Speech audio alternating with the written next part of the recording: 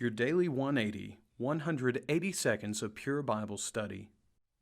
We've made the point that God measures success by faithfulness, not by the balance in your checking account, not by your stock portfolio, not by your personal appearance, whether others think you're beautiful or handsome, not by your ability to maybe dunk a basketball or make a sale.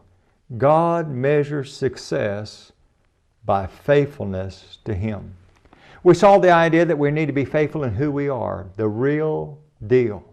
We need to be faithful in what we have. And today we see that we need to be faithful in what we do. In Colossians chapter 3, verse number 17, we find the principle that we need Bible authority for everything that we do. He says, "And whatever you do in word or deed, do all in the name of the Lord Jesus, giving thanks to God the Father through Him."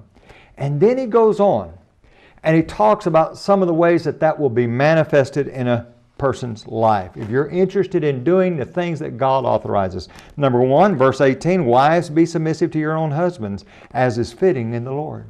A faithful wife is going to be submissive to her husband. Now, I know that's not popular, and I'm not talking about being submissive to a brute that slams you around, throws you around the house, and hurts the children. A wife has no business doing that.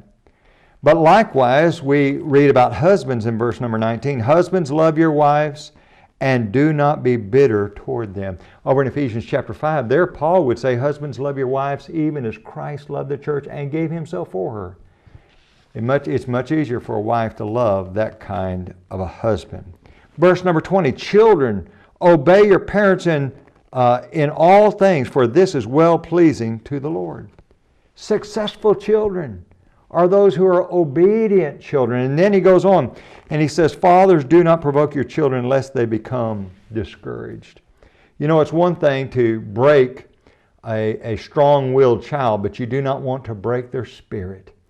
And fathers need to be compassionate, and fathers need to be patient, and don't expect a 40-year-old head to be on a 14-year-old's shoulders.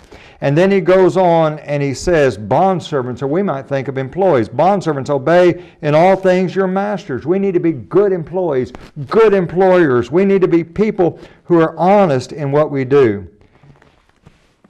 Are you faithful in those areas of your life?